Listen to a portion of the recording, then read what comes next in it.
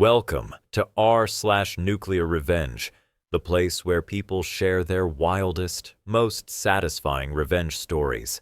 Today, I'm going to tell you about one of the most unusual and risky revenge plots I ever pulled off. It's about dealing with food thieves in my student house, but not with a simple note or a locked fridge. No. This time, I went nuclear in a way that made sure those sneaky snack snatchers got a taste of their own medicine, literally. If you've ever lived with roommates, you know how annoying it is when someone steals your food. But when the problem keeps happening, despite your best efforts, things can start to get tense. Imagine finding your carefully bought cheese mysteriously disappearing night after night, even after leaving notes and labeling everything clearly. That's what happened to me. At first, I was just annoyed, but when the usual tricks failed, I knew I had to step up my game. Now, I'm not talking about anything dangerous or illegal. Well, mostly. I'm a microbiology student, so I had an idea brewing in my mind, something a little more scientific and definitely more effective. This story is part suspense, part cautionary tale, and maybe a little dark humor. Stick around if you want to see how food thieves learned a lesson they'll never forget. I was living in a large student house in the west of England, shared by 23 postgraduate students, all guys. It was a huge Georgian-style house with 3 kitchens spread across different floors. The place had a good vibe most of the time, but there was one big problem: food theft. People kept raiding each other's fridges, no matter how many times you asked them to stop. It wasn't just a small inconvenience. It felt like a constant betrayal. I personally had some expensive, hard-to-find groceries, and I took my food seriously. I'd buy special cheeses, snacks, and other treats that I didn't want disappearing overnight. At first, I tried labeling everything clearly, putting notes like, "Do not touch," or "This is mine." Some people even made jokes about how much time I spent organizing my stuff. But despite all that, my food kept vanishing. It was frustrating and honestly kind of humiliating.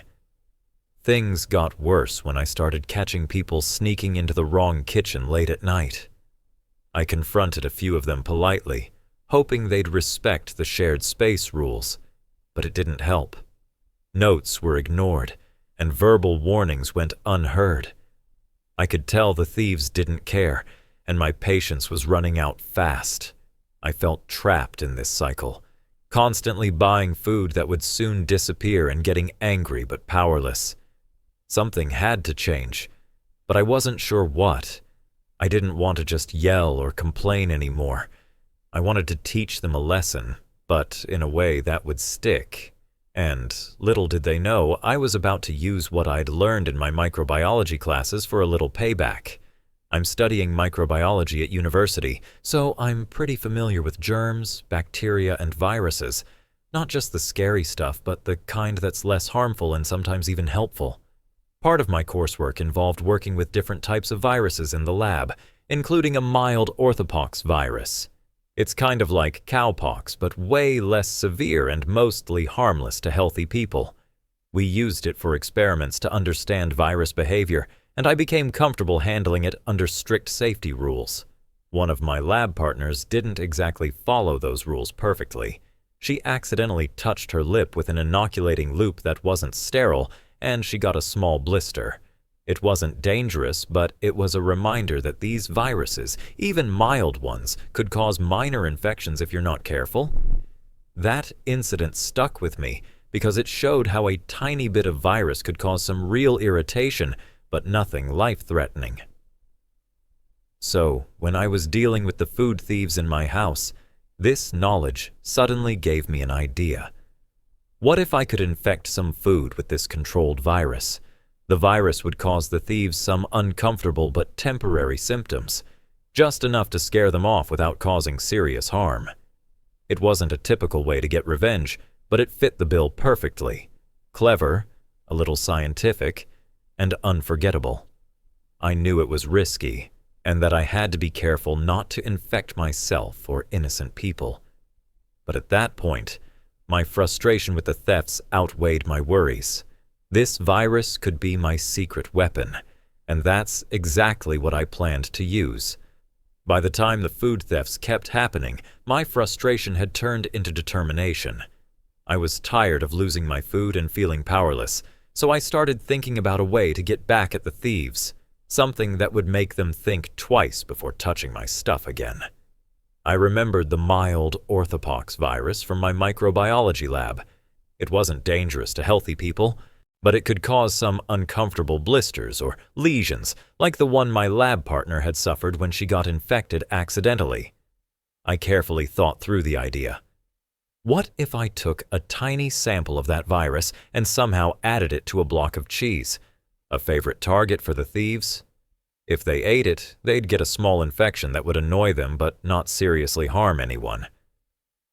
It was a scientific, calculated form of revenge, one that fit perfectly with my background. I knew there were risks. For one, I had to make sure I didn't infect myself or any innocent housemates who weren't involved in the theft. That meant taking every precaution to avoid cross-contamination. I also worried about the ethical side. Was it right to use a virus like this as revenge? Could it cause more harm than I intended? These thoughts made me pause several times. I didn't want to become the villain in this story, but the constant thefts felt like an invasion of my personal space, and I wanted justice. After weighing the risks and benefits, I decided to move forward. I planned to handle the virus safely, using sterile tools and wearing gloves to protect myself. I would only infect the cheese, keeping the virus contained and hoping the thieves would be the only ones affected. This was my chance to put an end to the thefts in a way no one would expect. With the plan clear in my mind, I felt a mix of nervousness and excitement. It was risky, but I was ready. I was about to turn my knowledge into action and teach those thieves a lesson they'd never forget. The day came to put my plan into action. I carefully prepared my workspace, making sure everything was clean and sterile. I wore gloves and used sterilized tools to handle the virus sample, working slowly and deliberately. The virus itself was a mild orthopox strain, so it wasn't dangerous, but I still treated it with respect. I took a small sample of the virus culture and carefully applied it to a block of cheese I had set aside as bait. The cheese was something I knew the thieves liked, making it the perfect target. I made sure to cover the cheese evenly but didn't overdo it. I wanted just enough virus to cause some irritation, not a serious infection. After treating the cheese, I sealed it in a container and placed it in the kitchen fridge where the food thefts usually happened. I made sure to clean my hands and tools thoroughly to avoid any cross-contamination. I didn't want this virus spreading beyond the cheese, so I was extra cautious. The hardest part was waiting. Would the thieves actually take the bait? Would the plan work without backfiring? I couldn't predict how quickly the virus would cause symptoms or how they would react. I felt a strange mix of anticipation and anxiety as I kept an eye on the kitchen and my own food supply. Every time I walked past the fridge, I imagined the thieves unknowingly biting into my little science experiment. I reminded myself to stay calm and patient. Revenge like this wasn't instant. It required time and observation. But deep down, I hoped this would finally stop the food theft for good. A few days after placing the infected cheese in the fridge, things started to change. Some of the food thieves began showing signs that something was off. I noticed a couple of housemates nursing their mouths and lips, occasionally touching their faces as if they were uncomfortable. One of them had a small blister near his lip, which looked eerily familiar to the one my lab partner had gotten in the lab. At first, they seemed confused and worried. They didn't know what caused the irritation or blisters, but were definitely feeling the effects. They started whispering among themselves, wondering if someone had slipped them something or if they'd gotten a bad batch of food. No one could figure out why this was happening or who was behind it. I stayed quiet, watching from a distance. Part of me felt satisfied knowing my plan was working. It wasn't a cruel revenge. It was just enough to make them uncomfortable and maybe think twice before stealing again. But I also stayed cautious, making sure no innocent people were affected and that no serious harm was done. Rumors began to circulate in the house about the mystery illness, and the thieves grew paranoid, checking their food more carefully and avoiding the cheese. I kept to myself, enjoying the quiet sense of victory. It was strange how a small scientific experiment had shifted the balance in the house. I knew this wouldn't last forever, but the message was clear. Steal my food, and there would be consequences. It was a risky move, but it paid off. The food theft stopped soon after, and my cheese remained untouched. In the end, my unusual revenge worked better than I could have hoped. While my plan unfolded, I knew the most important thing was to keep myself safe. Handling a virus, even a mild one, meant I had to be extremely careful to avoid infecting myself or anyone else accidentally. Every time I touched the infected cheese or anything nearby, I wore gloves and washed my hands thoroughly afterward. I even wore a mask in the kitchen to reduce the risk of breathing in any particles. When it came to my own food, I took extra steps to protect myself. I made sure to heat my cheese thoroughly before eating it, knowing that high temperatures would kill the virus. I was careful never to eat anything straight from the fridge without cooking it first, especially if it was stored near the infected cheese. Maintaining hygiene became a new routine for me. I cleaned the fridge regularly, wiped down surfaces, and avoided sharing utensils or plates. It was a little exhausting, but I stayed calm and focused. While others in the house were dealing with blisters and discomfort, I remained healthy and unaffected. This created a strange tension between me and the thieves. I wasn't openly accusing anyone, but the message was clear. I was one step ahead. I could watch quietly as they suffered the consequences of their actions, while I stayed safe behind my careful precautions. Knowing I had outsmarted them in such a clever way gave me a quiet sense of satisfaction.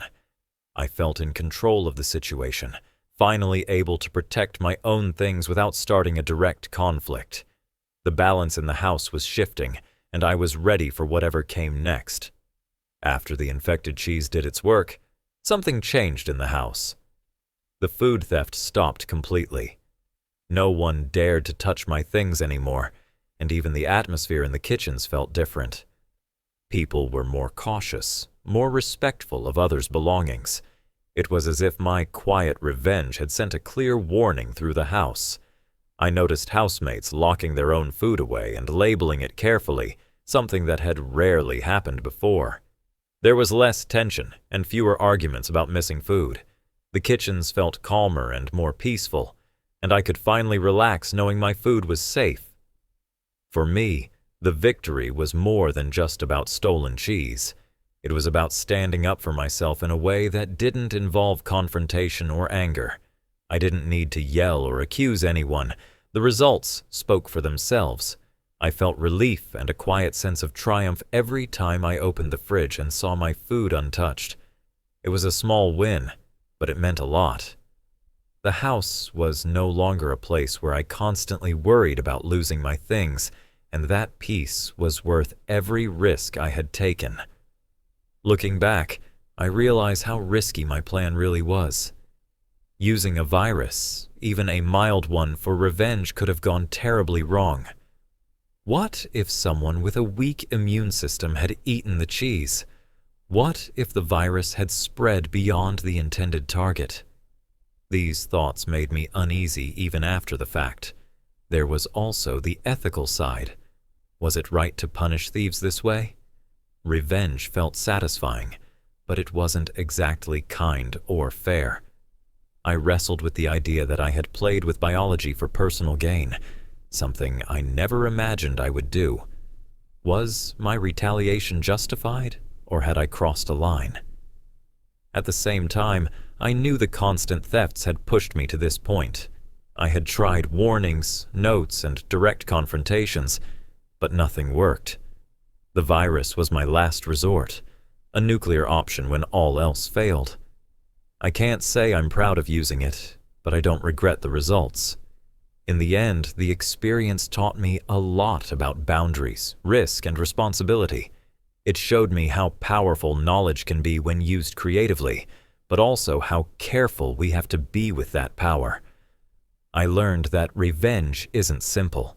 It comes with consequences that linger long after the act. Though I won the battle, I'm still thinking about what victory really means when the price is so high.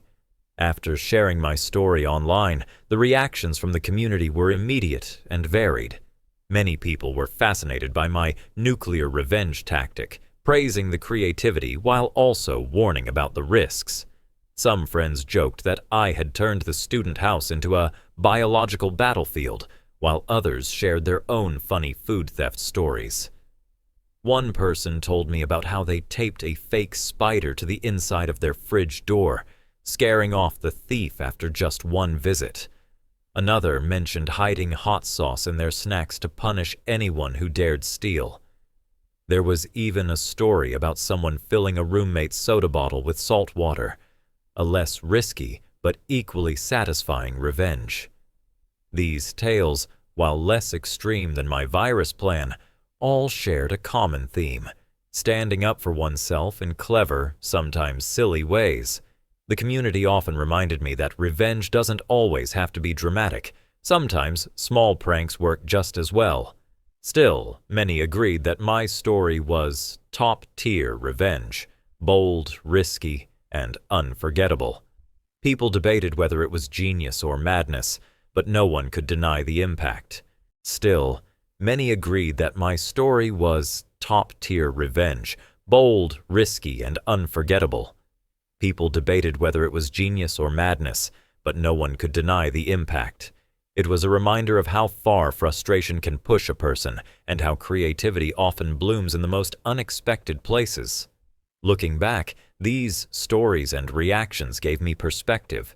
While my method was extreme, the desire for justice and respect is universal. Everyone has a breaking point, and sometimes it leads to wild, memorable consequences. In the end, sharing my experience brought laughter, lessons, and a surprising sense of connection with others who had dealt with similar problems in their own unique ways. Reflecting on everything, I learned a few key lessons from this experience. First, patience only lasts so long. Sometimes you have to take bold action when all polite efforts fail. But second, with great power, like a knowledge of microbiology, comes great responsibility. It's important to weigh risks carefully before diving into revenge. I'd advise anyone dealing with food thieves or similar problems to try communication and simple solutions first. Label your food, talk to your housemates, maybe use harmless pranks. Only when those fail should you consider more drastic measures, and even then, be cautious. Most importantly, don't lose sight of your own safety and ethics. Revenge might feel sweet in the moment, but it can come with consequences you don't expect. To close, I'll just say, if you ever find yourself fighting food thieves, remember, sometimes a little viral justice might just be the recipe for peace, but maybe stick to hot sauce instead. Thanks for reading, and stay safe out there. That wraps up today's episode of r/payback. If you enjoyed the ride, don't forget to subscribe for more epic stories.